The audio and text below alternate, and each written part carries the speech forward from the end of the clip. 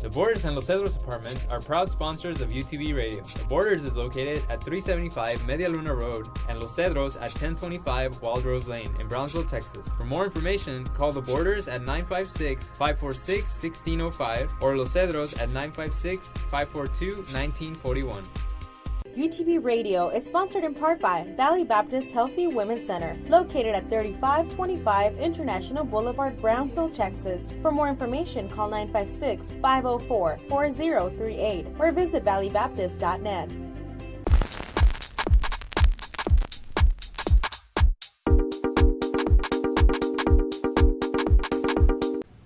Hello, I'm Xavier Castañeda, and I'm here with Monica Revuelta, Program Director for Aspire at UTB, and James Gonzalez, Mentor with Aspire. They are going to talk to us today about the UTB Food Pantry. Welcome, guys. Hi, thanks for having us. Please tell us about the UTB Food Pantry. So the Food Pantry was started, not so long ago, mid last semester, around November. We received word that the small food pantry, it was actually a snack bag that was it was managed by Student Health Services, was no longer going to move forward. So I decided to go ahead and pick it up and make it something of my own, because I do know that there is a need on campus for students in regards to foods and other non-perishable items such as shampoos and toiletries, hygienic products.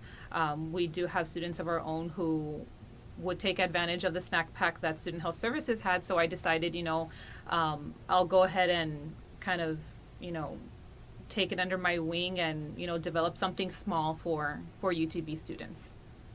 And how did you determine that there is a need for the food pantry on campus? I determined that there was a need, first and foremost, from my own experience. My first experience is through our cohort. We have a cohort of about 275 students, and I noticed that some of my students, they were inquiring about the snack bag program, and I did let them know that it was no longer available.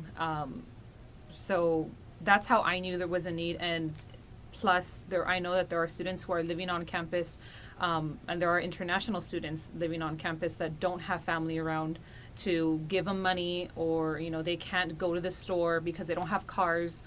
So I knew that there was definitely a need on campus. That's how I determined that. Does the food pantry have any drives or fundraisers? Yes, actually we do. Through our own program, we do give our students credit for civic engagement activities that are completed if they give us a donation. So that's how we started. The intake of donations was just internal through our own cohort. That's when we found out that wasn't enough. We weren't getting as much funds as we anticipated. So James had decided, and he pitched to me, hey, why don't we do like a bake sale, some kind of fundraiser where we can bring in more donations. So he actually coordinated the first bake sale that we had last month. We had it for 2 days, on a Tuesday and a Thursday. We set up out on the veranda, and we actually made a good amount of money. Surprisingly, we sold cupcakes and other pastries and popcorn and pickles at a super low cost, 25 cents a cupcake, 50 cents. It just depended on what you bought. And we ended up making about $400 in 2 days. So with that money, we went ahead and we went over to HEB, and we actually ran into the manager at HEB, and he let us know that next time we went in that he would go ahead and donate as well. So we're starting off little at a time, but I feel like this is going to get bigger as time progresses. Okay. Mm-hmm. And when is the next drive or fundraiser? The next fundraiser, or the next bake sale we're going to have, is actually going to be next week on Tuesday and Thursday, right outside the veranda. We're going to be selling the same things: cupcakes, flan, cake balls, popcorn, pickles. We'll be here from 11 to about 3:30, just depending on the traffic. And we also have a little fundraiser, another idea that James came up with. You want to talk a little bit about the fundraiser? Yeah, we're going to be having a fundraiser, raffling off a pair of sunglasses that Monica has here. Some really sweet Ray-Ban Wayfarers. New Wayfarers. Yay. So we're going to be raffling those off. Tickets cost $2 for a ticket, and then after next week on Friday, we're going to announce the winners of who won those. It's for a really good cause, so. Right, and you don't need to be a UTB student to buy any of these raffle tickets. It's only $2 a ticket, and any tickets that we sell is obviously going to go towards the food pantry anyway, but if you want a chance to win some really sweet wayfarers, then I would jump on that opportunity. You can purchase the tickets at Aspire or through any staff or mentor. Mm-hmm. And it'll be posted on Facebook as well. So. Cool. And who is allowed to receive the food, and how can they apply to receive the donations? Any UTB student can receive donations.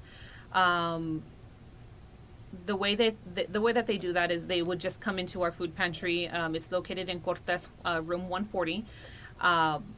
And all I would request from them is just to fill out an application. It's just a one-time application process, and that's just really so that I can get a little bit of information on them, demographics and educational, and just real basic questions. And every time they come in, it's on a weekly basis. And they would just have to give me their ID number. We're not going to ask for names. We're not going to ask for them to fill out another application. They just come in, put their ID number in, and we will go ahead and give out a donation once a week. And how much food is distributed from the pantry each week? That really depends on the inventory that we have. We are pretty replenished since we had the last food drive or the last bake sale. So we're giving a full bag to 2 bags, just depending on what the student needs as well. A lot of times they just need, things to just get them through the day. But other times, and we'll give them as much as we can, about a bag or 2. And how many people receive the items per week?